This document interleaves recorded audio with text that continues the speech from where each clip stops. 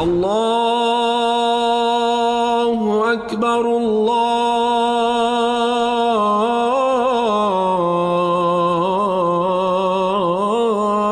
أكبر. Assalamu alaikum and welcome to the Islamic Center at New York University podcast, coming to you straight from the heart of New York City. We're building an amazing Muslim community here at ICNYU where everyone is welcomed and respected no matter where you're from or where you're at. This is the place to be. So open your ears and your heart and come along with us on another life-changing journey.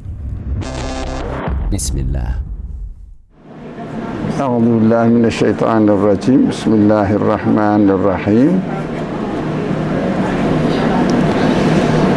ربنا آتنا في الدنيا حسنة وفي الآخرة حسنة وقنا عذاب النار ربنا اغفر لي ولوالدي وللمؤمنين يوم يقوم الحساب برحمتك يا أرحم الراحمين لا حول ولا قوة إلا بالله العلي العظيم صدق الله العظيم فصل اللهم على محمد وعلى آله وأصحابه وأتباعه وسلم ربنا اغفر لنا وارحمنا وأنت خير الراحمين آمين والحمد لله رب العالمين. Inshallah we will continue to the definitions of the Qur'an and hopefully finish it today and then go to other principles.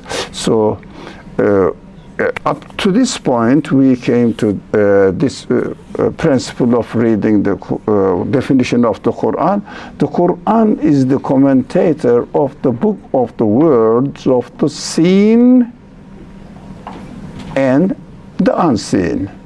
That is what usually we are familiar with for ghaib. Alamul ghaib, the word of that we cannot see or define within the conditions of this universe. So that is called ghaib. So the question is, what is the unseen word? That the Qur'an comments on the unseen word as well as this word.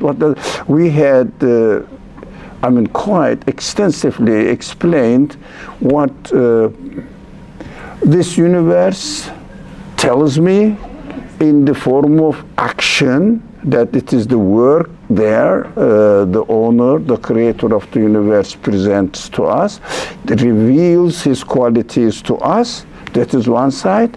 And the other side is by speech, the verbal speech, which is the Qur'an now.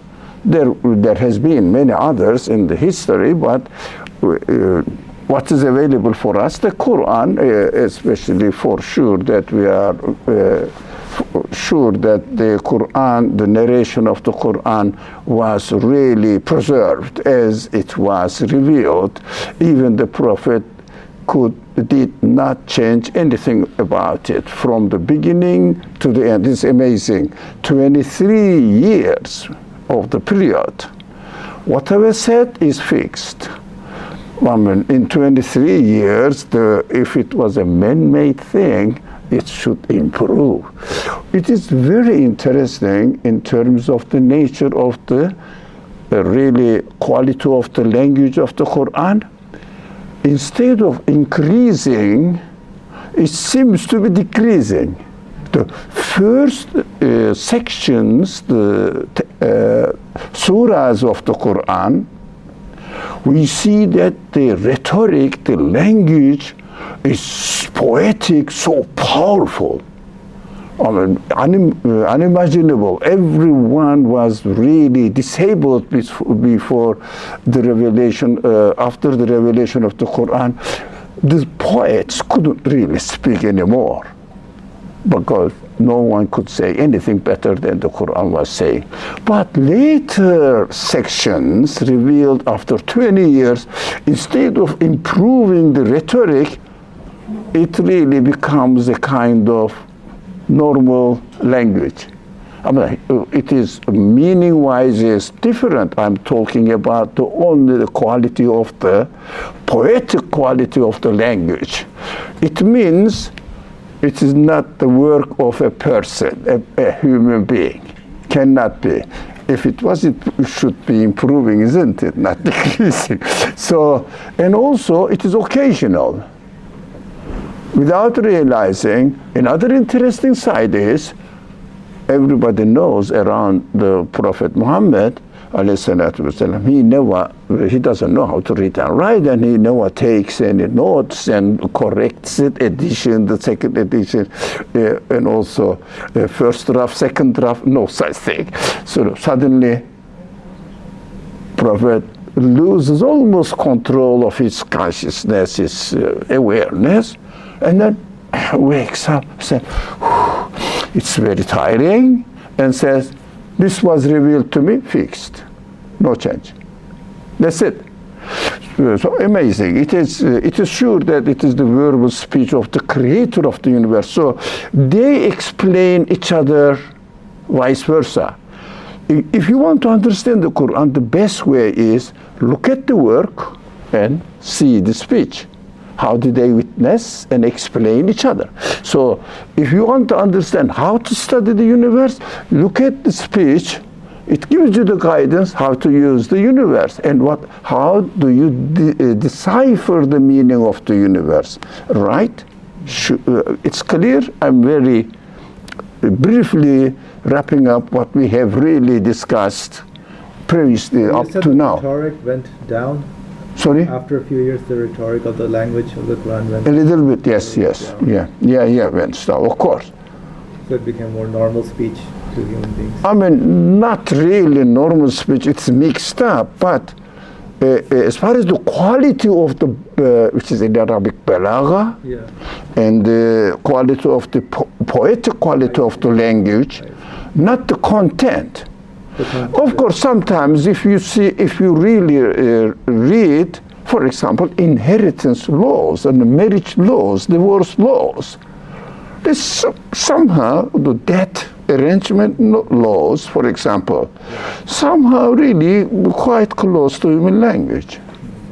But in between, still you find the sections of the Quran which refers to the belief matters, which is it still goes back to the earlier quality of the language.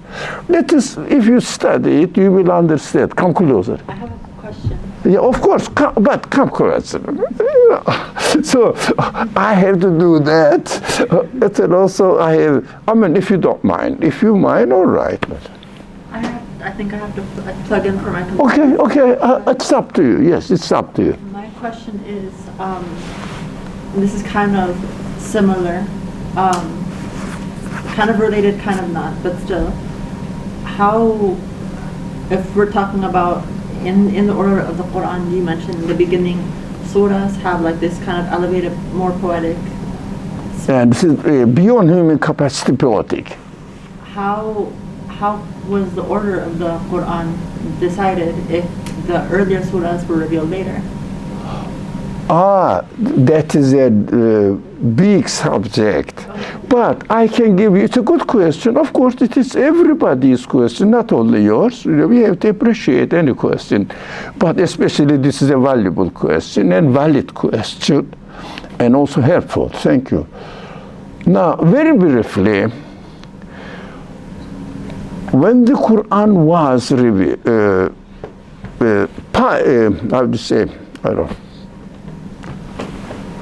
the Mus'haf decided to be compiled. Sorry, thank you for reminding the word. Compiled.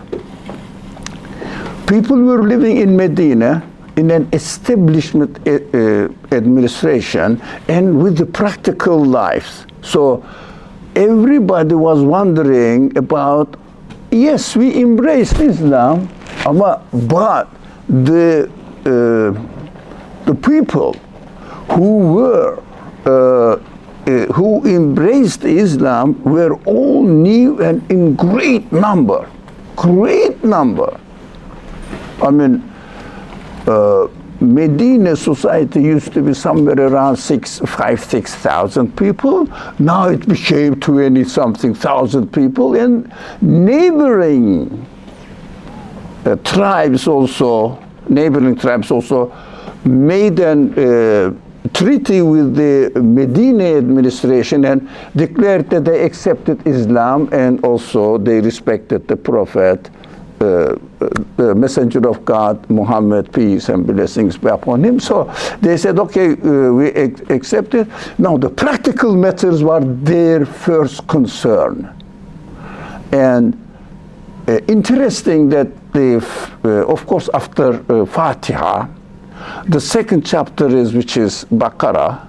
So second chapter is the largest chapter, encompasses every aspect of the Quran, and especially practical sides, emphatically practical sides. So people need that attention. Because of this atmosphere, they found that the later revelations are most related to the needs of the people of that time. It is understandable. Of course, there are some scholars, we have to give the room for them, their understanding. This is just directed by somehow God's inspiration, not revelation, inspiration to the companions, sincere companions, trying to protect of course, God's message. But these are the minority people. This is most related to historical concerns and needs.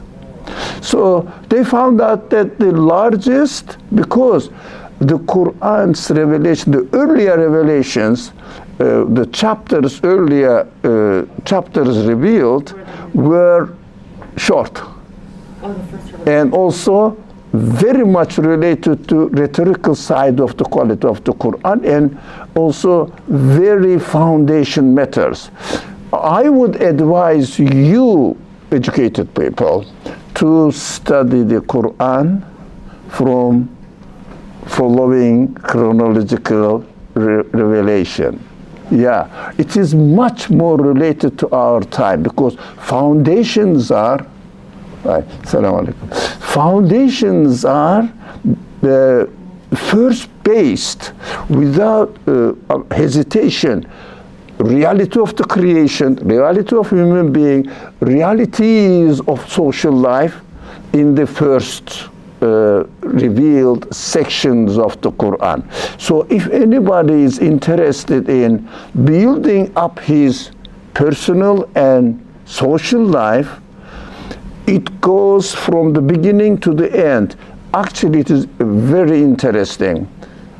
23 years of the life of the Prophet really encompasses from a very, very beginning of teachings of the Quran, and then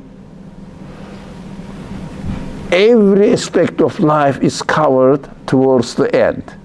Every aspect of life covered towards the end. So, of course, we have to have the foundations now. As the people in the first generation, where the Prophet ﷺ was living with, this generation needed the foundations first, like we now need it. My suggestion is read the Quran from by following the chronological order for you. But for common Muslim people, I would make this suggestion. Their need is different. They need for practical things, because they say we believe that, but we have no question. That's it, no concern. But you educated people, you have a lot of, as I have been through the same stages for many years as you did, so many, many years of education in secular understanding. Secular understanding is here, stuck in everybody's life. So how can we really get out of it? Almost impossible. That is why we have to start from scratch. Although you believe, I know you believe, but foundations of the belief must be established and on evidence base. Why? If someone challenges you, why do you believe in what you say, what you believe? What is hell and fire, paradise and hell? You say, the Quran tells me something, but well, I don't believe in the Quran. How can I believe in it? Yeah? So, foundations must be established, inshallah. Okay, thank you, great. So, this word and the universe and the speech of God's work hand in hand in order to support each other, help each other to understand the other, right? Okay, but this definition, from one aspect, it is also, the Quran also includes in it the commentary on the ghaib. What does it mean? What does it mean? Commentary on the ghaib. What is ghaib? So this is what we see that, for example, if you speak to any ordinary Muslim, so what is ghaib? The Jahannam, the hell and paradise are ghaib, angels are ghaib. Well, this is what we understand, ghaib. But at the same time, which is much more essential to add to this list, ghaib list that we have in our mind now, in our culture, present day culture. What is hidden within the creation is not seen. When I look at the world, you see that, oh, it is cloudy, it is rainy. Yeah? What does it mean? What is ghaib in it? There is ghaib in it. For example, I can give you a very simple example to understand this. Can I give you the example? That it may really help somehow to understand it. But when you look at a book like this, or if I had one, I have never. Anyways, so really,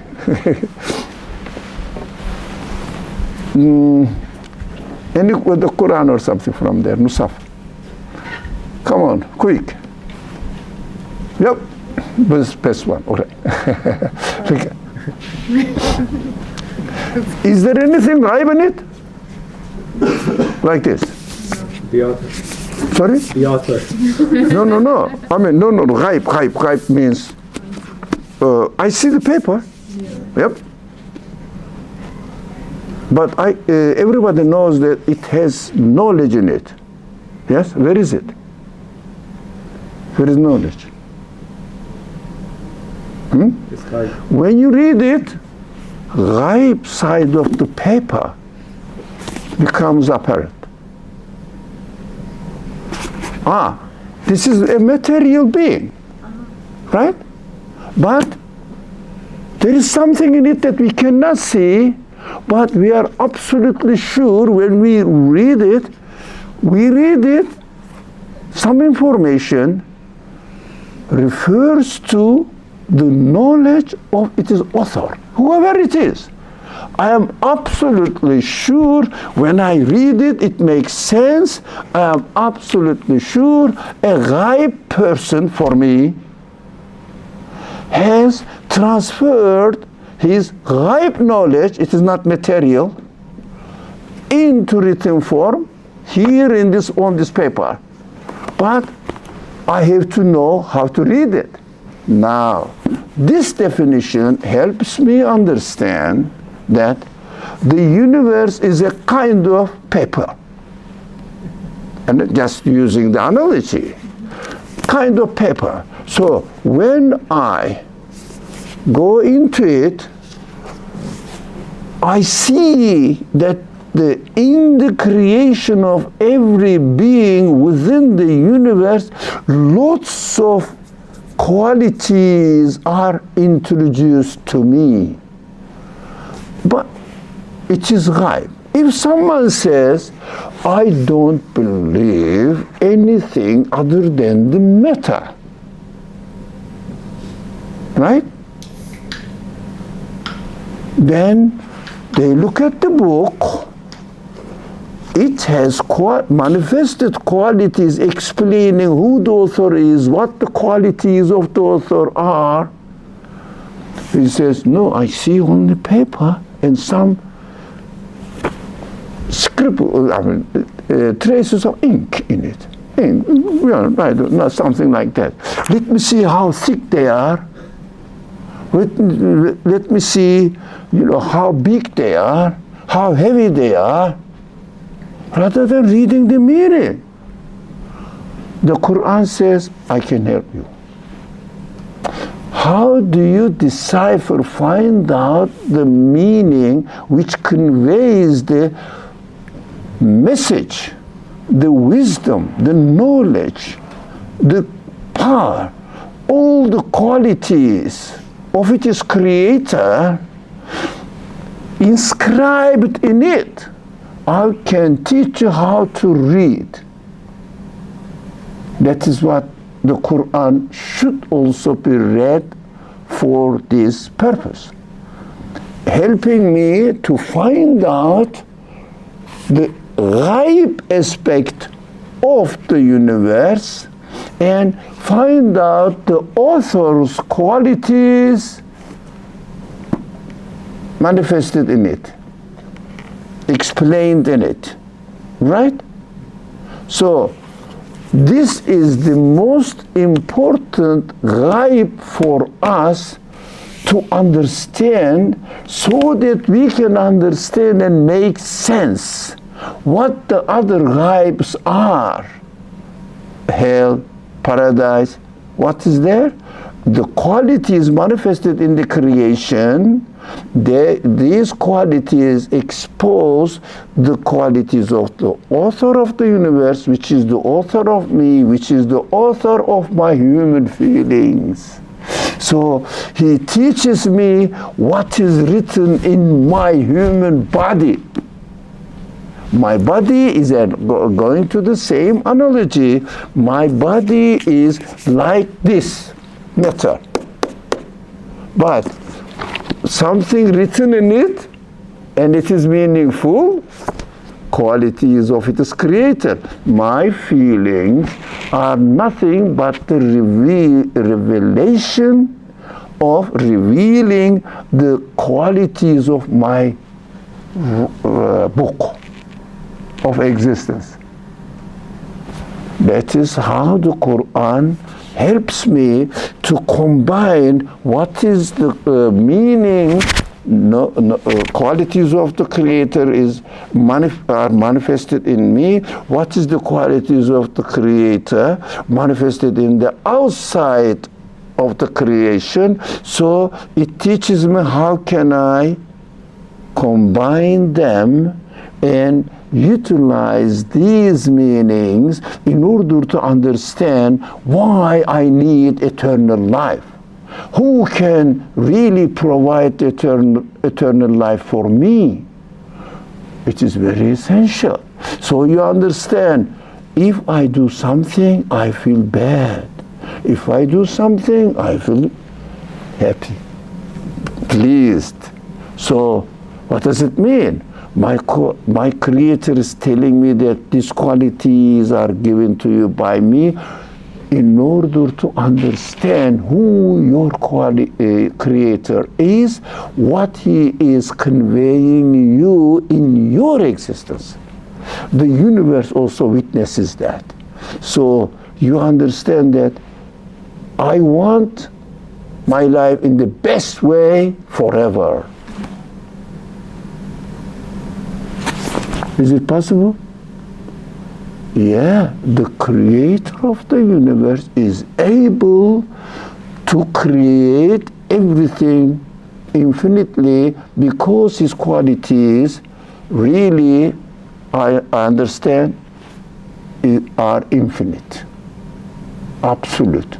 So he is not only powerful, but absolutely powerful. Here are the universe witnessing it.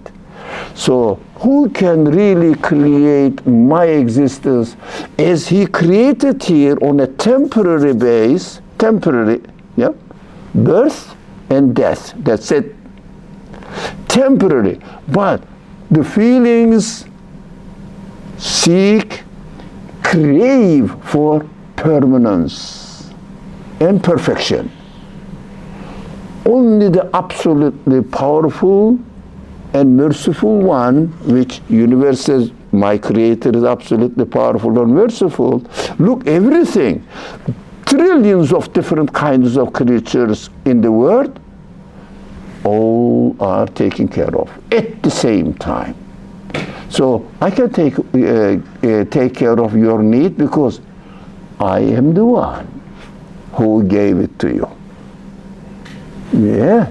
Do you think the reason why we look for permanence and perfection is because we only were created for Allah? And I don't know his Arabic names, but I know he is permanent and he's perfect. Must be so, because the universe says my creator can create everything permanently. You look at the universe. Do you see that the creator of this universe has a limited power? So, everything is taking place at the same time. Never forget this. Never. I'll come back to you. Good. Everything continues to changing or created in a changing position, permanently renewing themselves, but everything is under control at the same time. Nothing is confusing. Most qualified creature seems to be human being. We are making these all wonderful gadgets, whatever you call it, devices. So, can you do two things at the same time? While you are texting and driving, most of the people got involved in accident while they are texting. Because two things, not trillions of things at the same time, wide. We understand this change is very important. Creation is really important, but the change is even more important. Why? Giving existence, it really needs something doesn't exist and you give existence to it. That is important. No one can do it, but changing with no confusion and everything is taken care of perfectly. You don't see any break in creation, even a fraction of a second. Perfectly, smoothly continuing. The source must be absolute. The absolutely powerful one can satisfy your need. In fact, you can ask yourself, I can ask you too. You need permanent satisfaction, don't you? Where did you get this feeling? Your father gave it to you as a birthday present? What? What is it? Where did you get it? It is within you, put within you by the one who created you. Who is also permanent. Must be permanent. No, the language a little bit adapted. Not he is also permanent, he must be also permanent. Why? We have evidence. Must be is conclusion. Yeah? The language is important. Because especially this class is for this purpose. Learning how to adapt the Quranic language. Quran says I am permanent. I say, how do I know? Yeah? Look at the universe. It shows you I am the creator of the universe. I am speaking to you as a creator of the universe.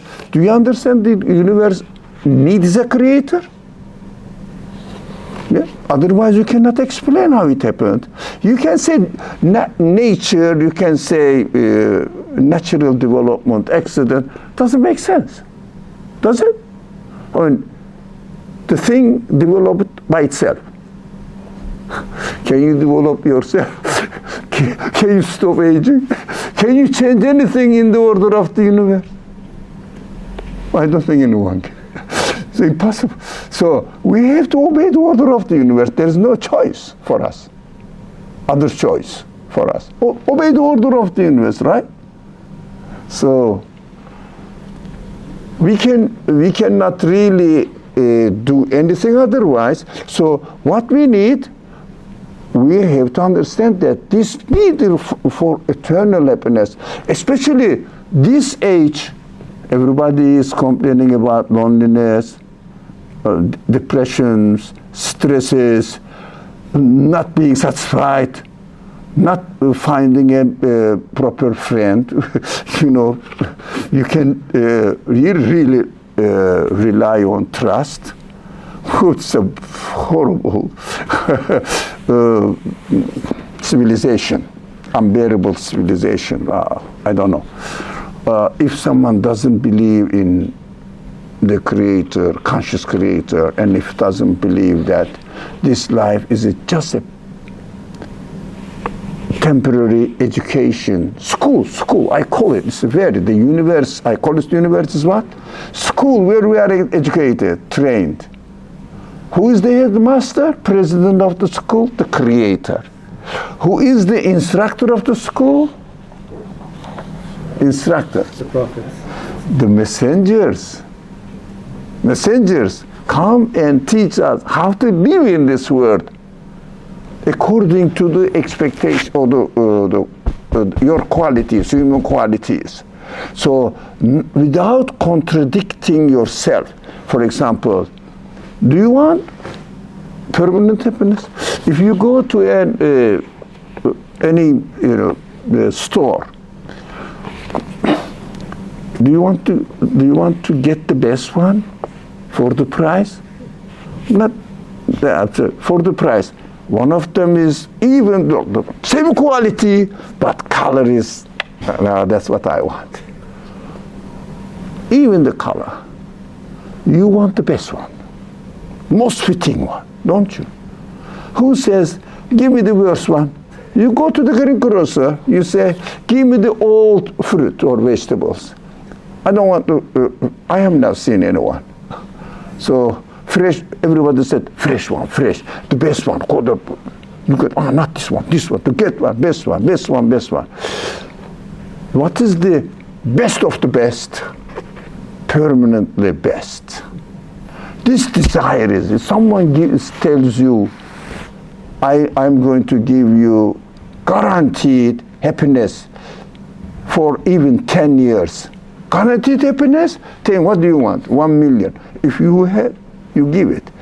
If someone offers you guaranteed happiness forever, how much would you pay? I'll run for it. The universe, it is impossible to pay anything. So we understand that. We need this, and this feeling is given to us by our Creator. What does it mean? We should never ever forget that this feeling is a promise from my Creator.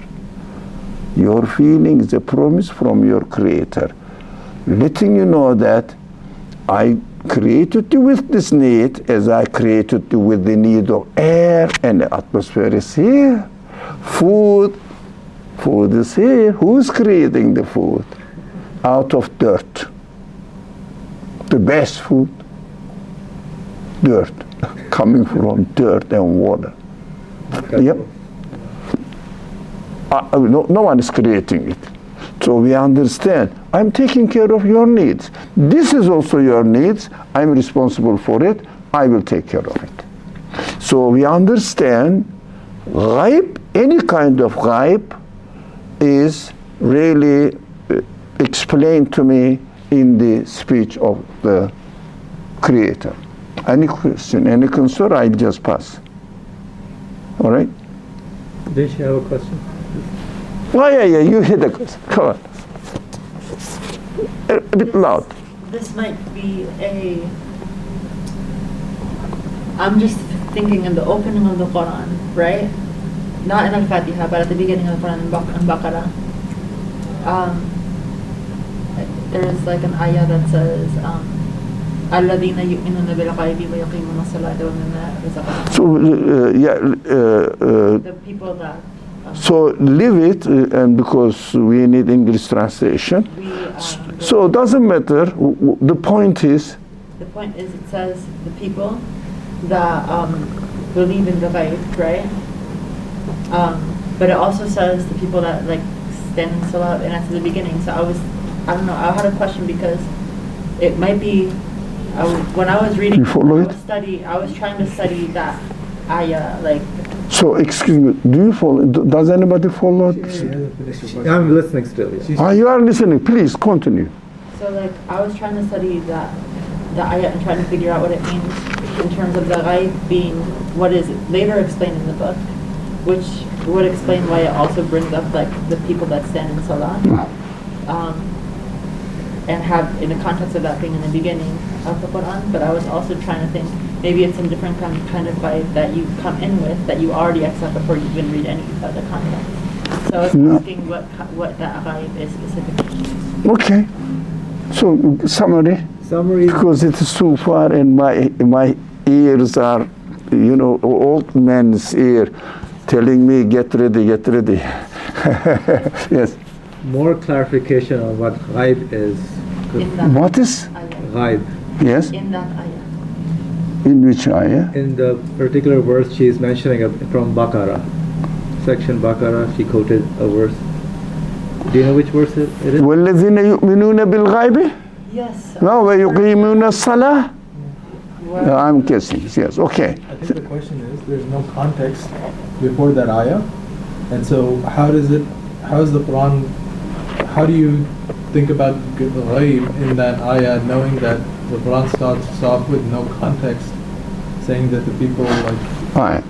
Now that needs to study how to read the Quran. Quran, within its own context, explains the terminology from in another place and uses it in another place as if giving a reference to it.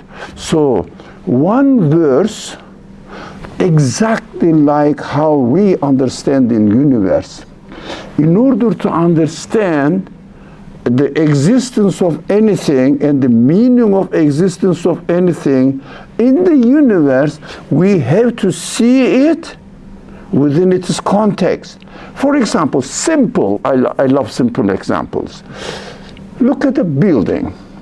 In a building, you go to the wall and you see one brick there. Let's say brick building, or to make it simple. You see the brick there.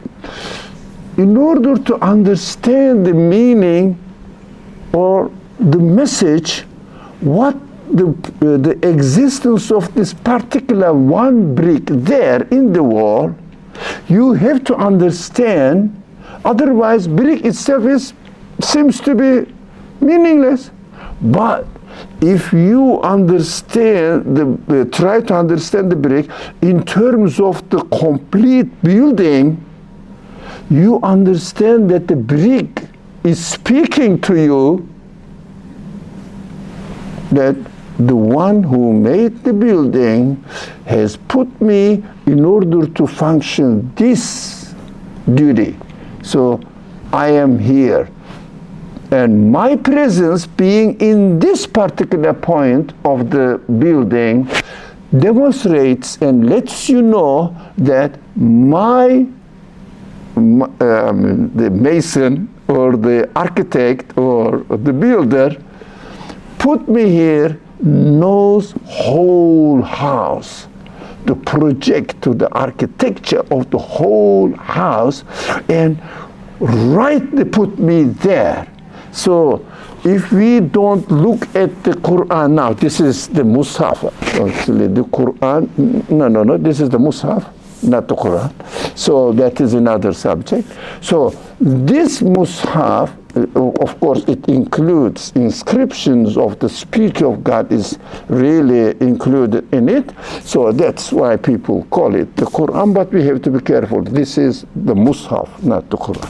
So in this one, if you read one sentence here, it is a brick in the building. In order to understand this, you have to contextualize it within the whole message. So the whole message explains what ghaib is in different sections, because the Quran is not an academic textbook. It is just very practical life guidance related to every aspect of human life, from one subject, from another subject, from another perspective. And then you have to understand the Quran only bearing in mind the whole project, if you like, human life project of the Quran, and each limb, each piece must be understood within the context of the whole body. For example, what this finger, if you find this finger alone, what does it mean? Nothing. But if you see it within my body, it means everything. It speaks as much as my whole body speaks. So this is how the Quran should be read.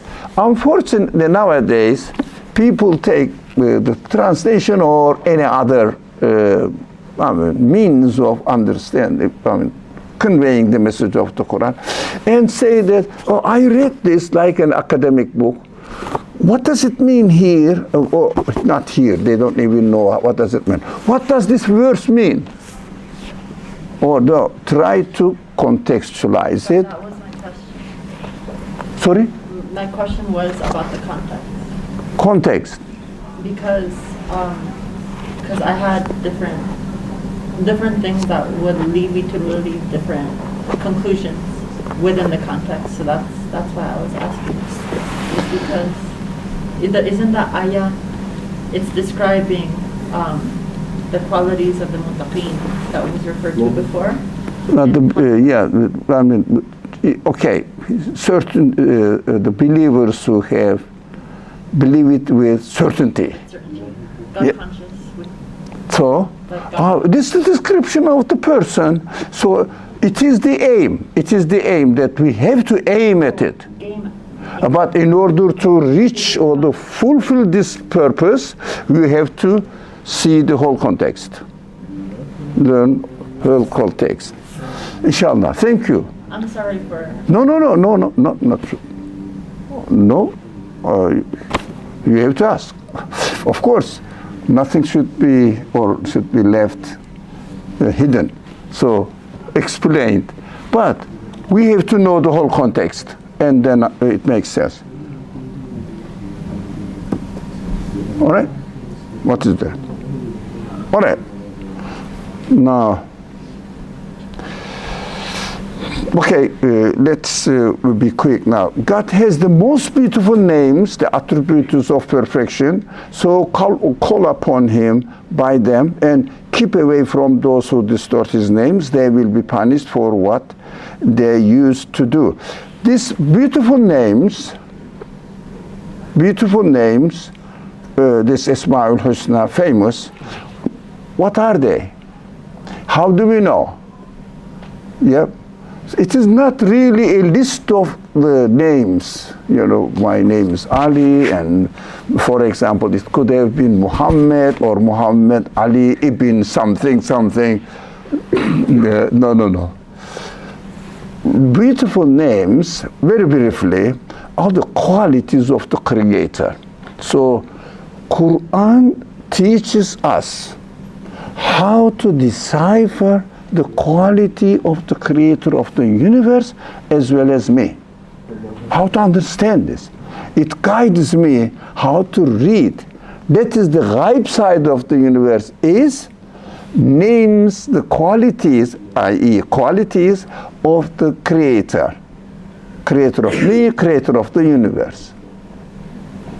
So qualities of it. So, for example, it's a very famous and very frequently quoted verse. God told Adam, it means Adam. Who's Adam? Sorry? Oh, you're asking who's Adam? Yeah. Oh, he was the So, yes, you. first prophet.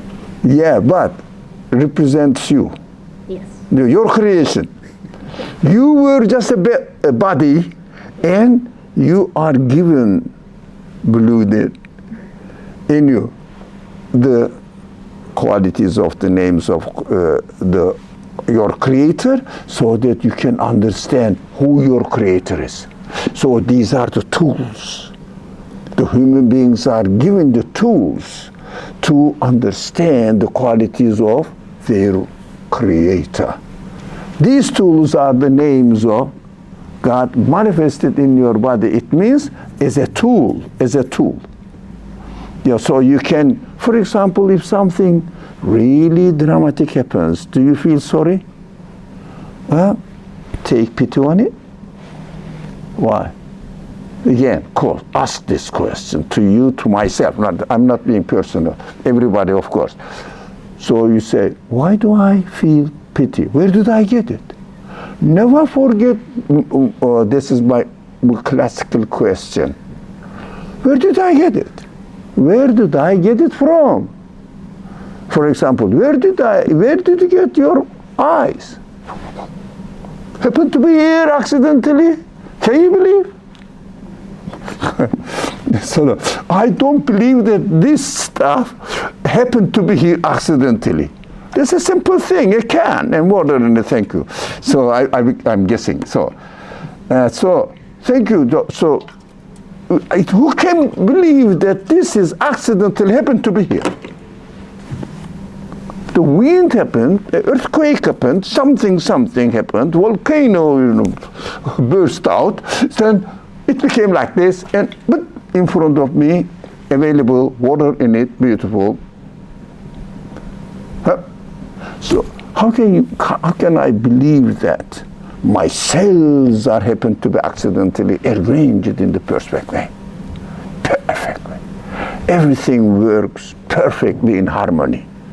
Your heart tissue is completely different from your lung tissues, your kidney tissues.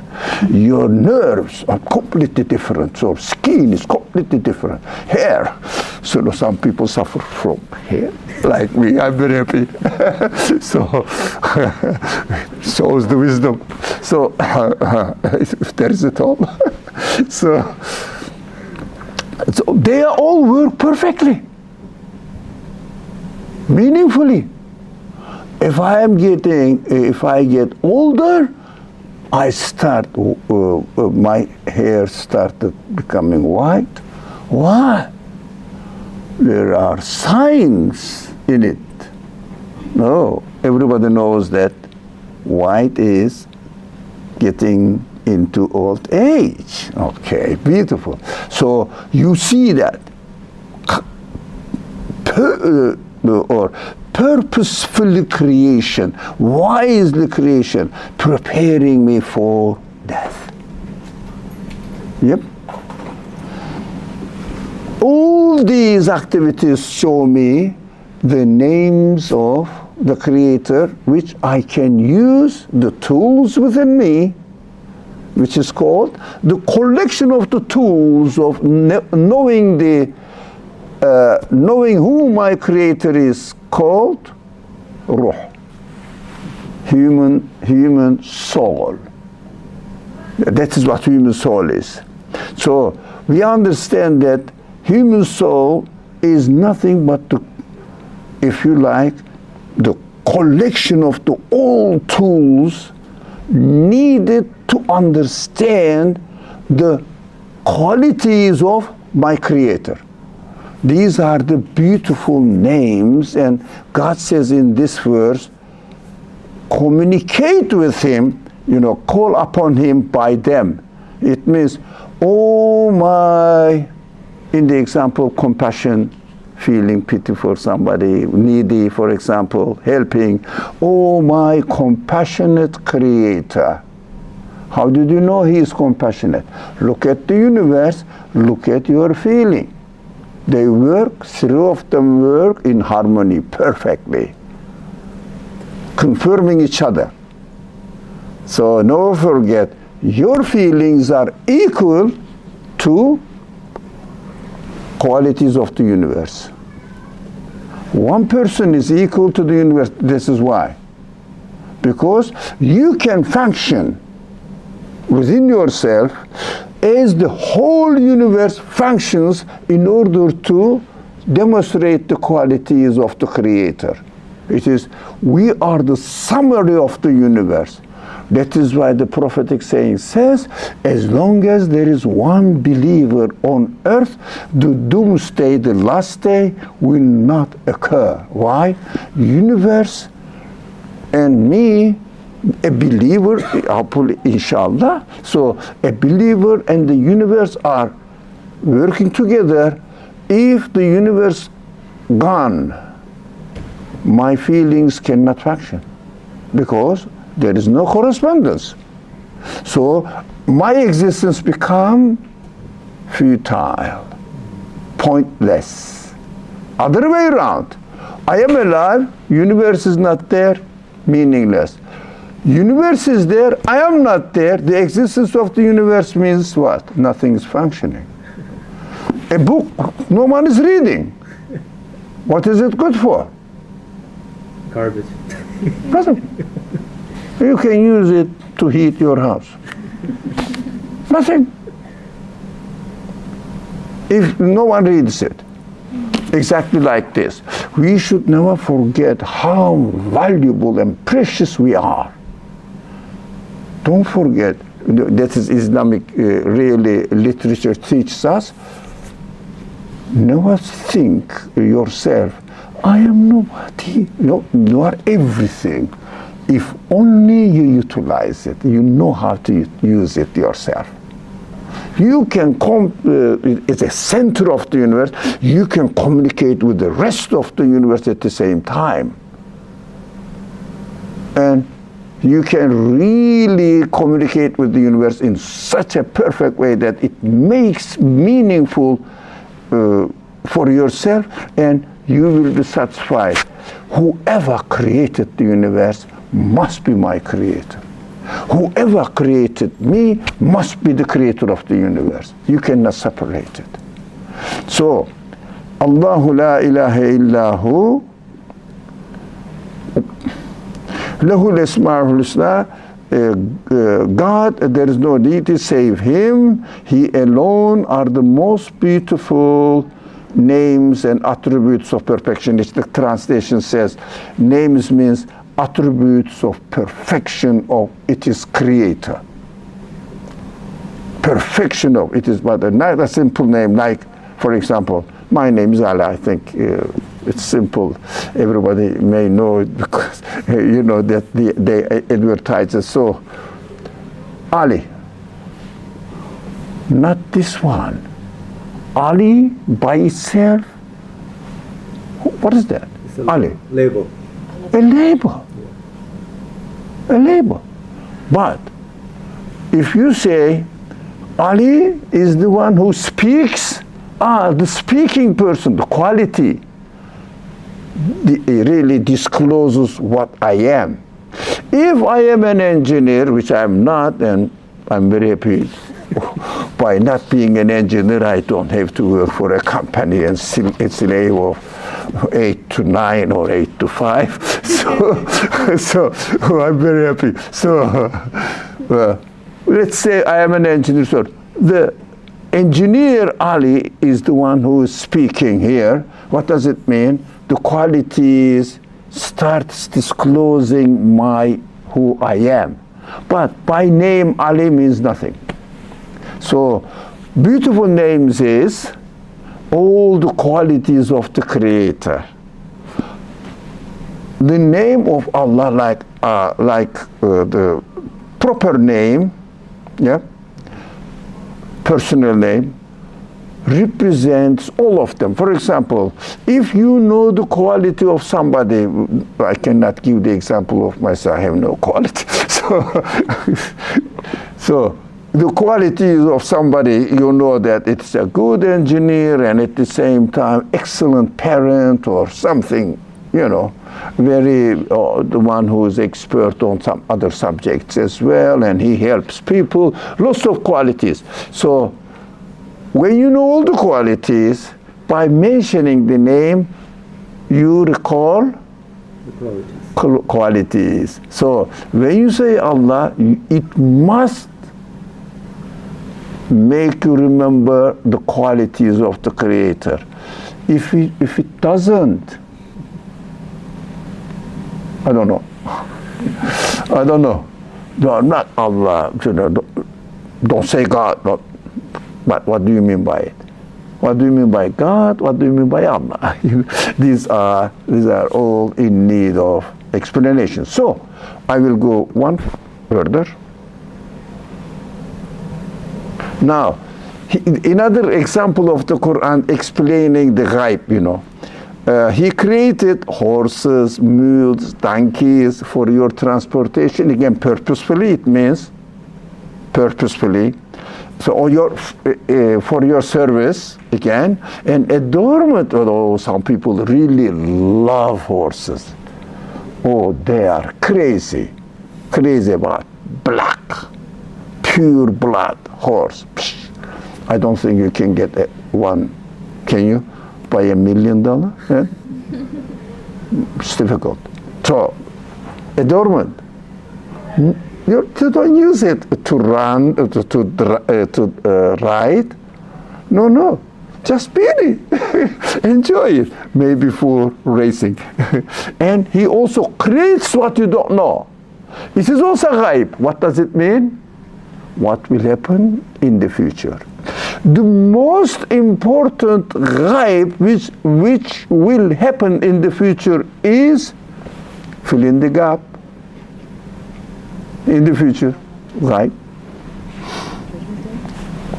Say? Judgment Day? Judgment Day. Yep. Before this, doomsday.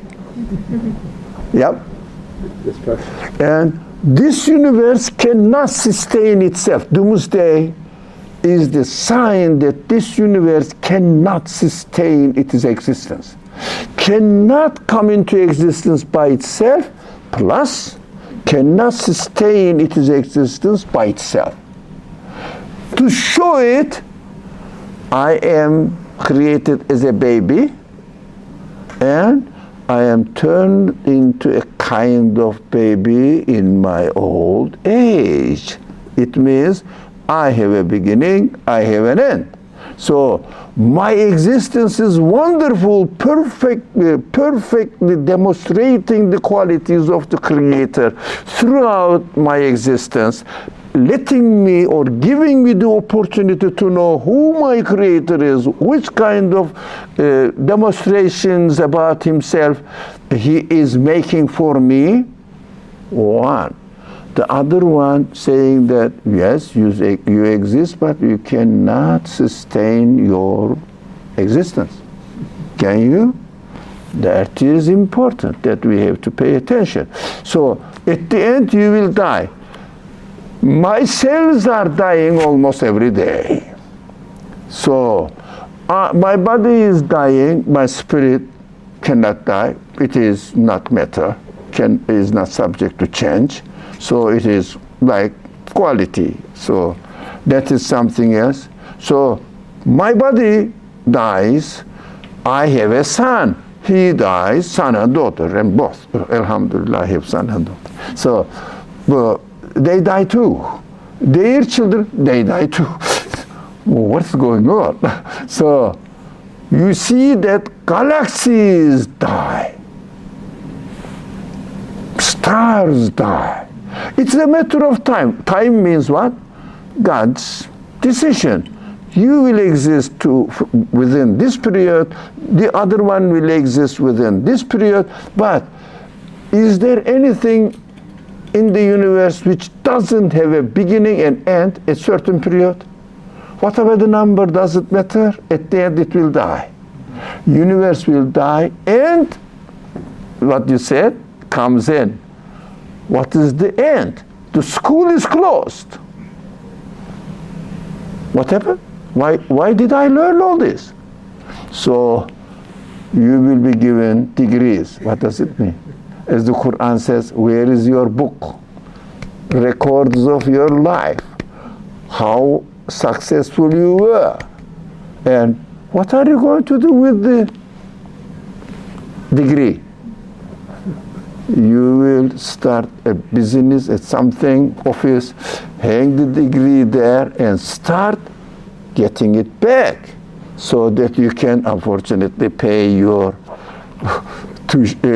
school student loan for how many years. That is another problem for the students of nowadays. So may Allah help them. So anyway, you learned, you started practicing. So I learned, I got my degree, whatever it is, hopefully wonderful degrees you get. I'm not sure about mine. God help me, inshallah. So, the Qur'an says, "Iqra kitabek." Let's say, look at your degree. What you have learned, you cannot go beyond it, not below it. You can practice only what you have learned in the world. So we have to be very careful. Our life is very precious. We have to utilize it, understand what the message is in my existence. So get ready for graduation. After graduation, definitely you are going to practice it. This practice starts with the day of judgment, according to your quality. So if you are a doctor, but you cheated at the exam, you don't, but at the exam, some people may do. Nowadays it's a bit difficult, but they can catch you easily. So if you get it from the Google, Professor Google, so so he said, okay, you just what was the word? Plagiarism. Plagiarism. My pronunciation is sorry. I recognize the word, but I cannot pronounce it. So, okay. Oh, then they catch it. But if you cheated and graduated, in your practice, when it comes to this subject, can you be successful? You don't know. You see, the degrees on paradise, degrees on hell means a lot. We have to be careful. We should not miss any class in this world. So, excuse me. God creates something that we don't know. It includes other means of transportation. It includes what will happen in the future, right? We don't know. So, okay, let me go. Okay. Oh, in other words, mashallah. Lots of say, travel throughout the earth and see how He brings life into being. Look, evidence for the hereafter. So, how He, the one who creates the universe, brings life into being, and He will bring next life into being. God has power all things.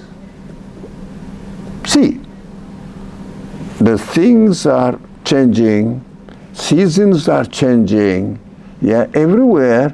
On the northern globe is different, southern globe is different. Now it is winter here, going to the end, summer there, going to the end. So different creation everywhere. So in winter, plants, most of the animals, bugs, die or hibernate. So spring gives life again. It means demonstration of resurrection, bodily resurrection. Yes, a seed put in the soil becomes a plant, a tree, for example. Oh, bodily resurrection. You got the seed from a tree, it died, and You put it in the right position, and then tree comes again. Oh, it didn't die. So exactly Quran describes, you will be really taken out of the earth as the plant comes out of the earth, yes, and then you will be given a new body. So, okay, we are getting to the end. This word, the life of this world is no more than play and amusement. You enjoy your education, but don't think that you shouldn't learn. So enjoy your education, but you have to learn while you are enjoying here. So if you don't, okay, the worldly life is no more than play and amusement, but the hereafter is in the real life, if only they knew. While you are here, you have to learn. If you don't learn, pleasure is teaching. Everything is prepared for you, man. Don't bother. But you say life is difficult. We made the life difficult. Half of your income goes to rent. Oh, God. Another half goes to savings so that you can buy a house, so that when you retire, you won't be able to pay for your rent, so you will have your house. Good news. Okay, I am retired. I have my house, but really it is a problem. Why? It is far away from the hospital. I have to go to hospital every week.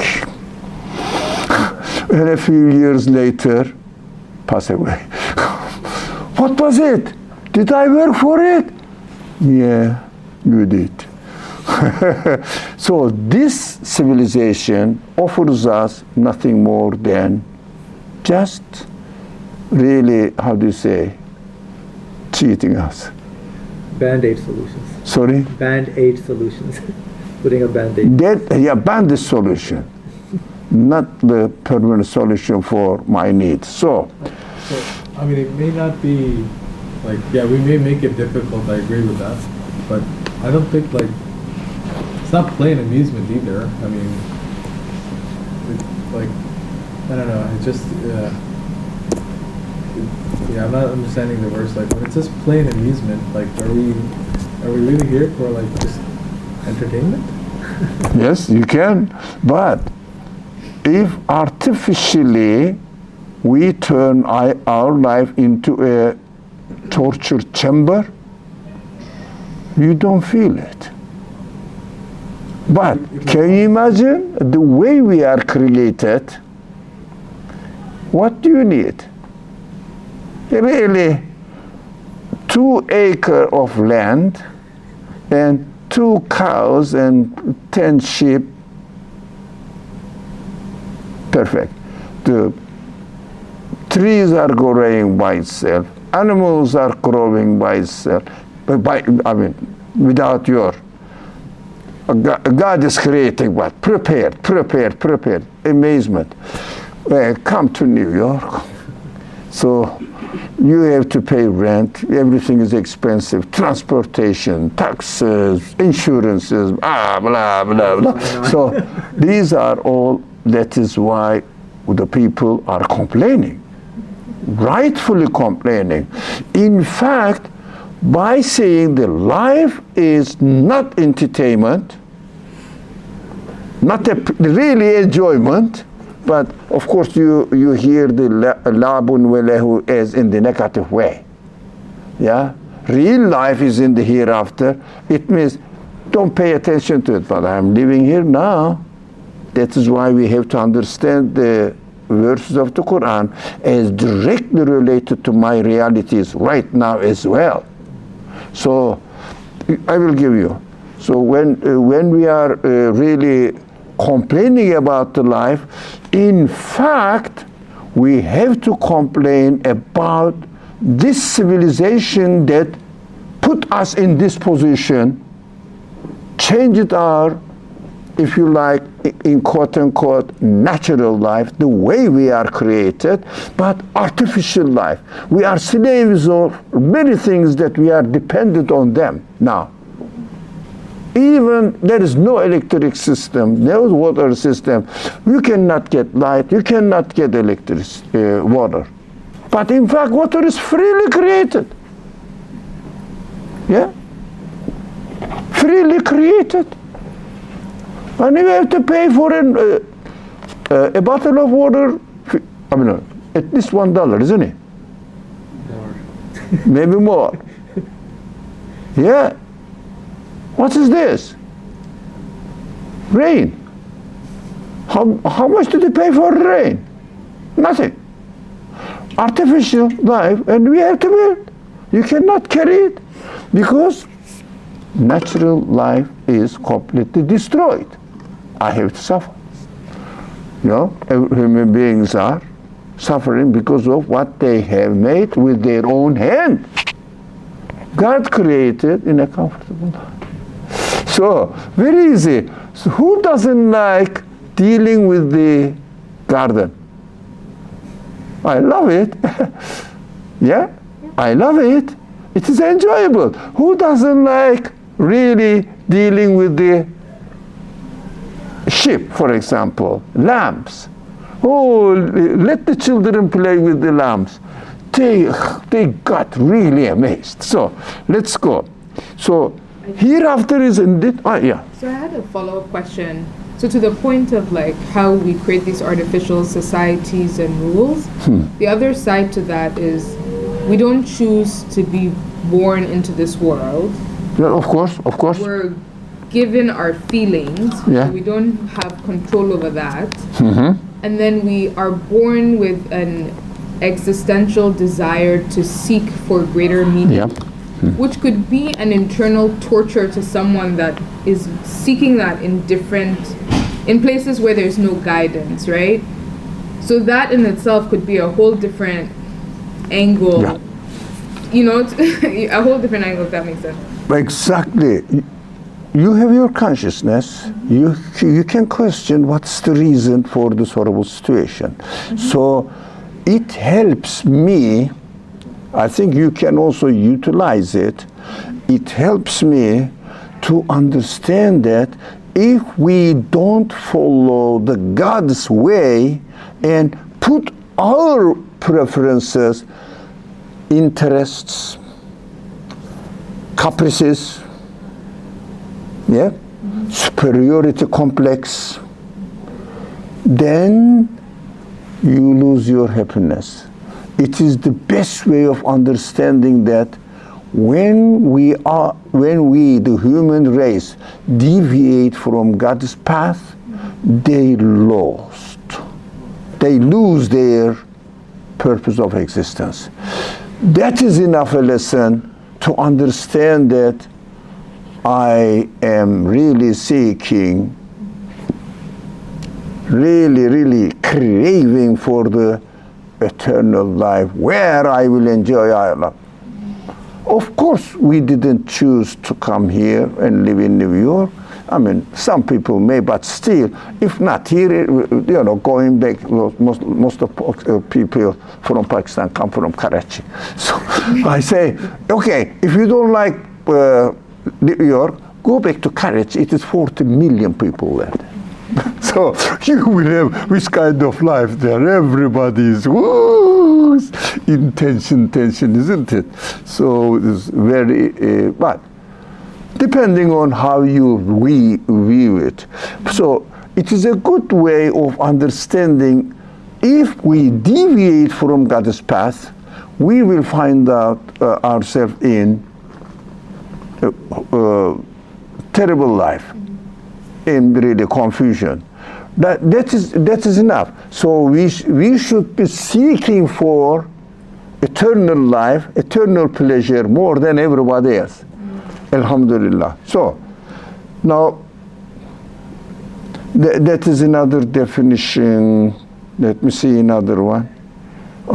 These are other the subject. So we couldn't finish it today. Did you think that unnecessarily we, went the area? Was it unnecessary? How do you feel it?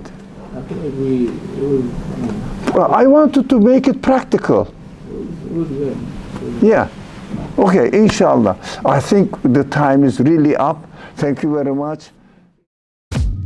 We hope you enjoyed our podcast.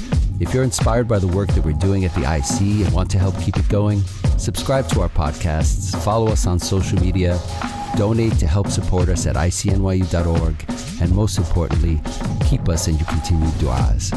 Until next time, inshallah. Assalamu alaikum.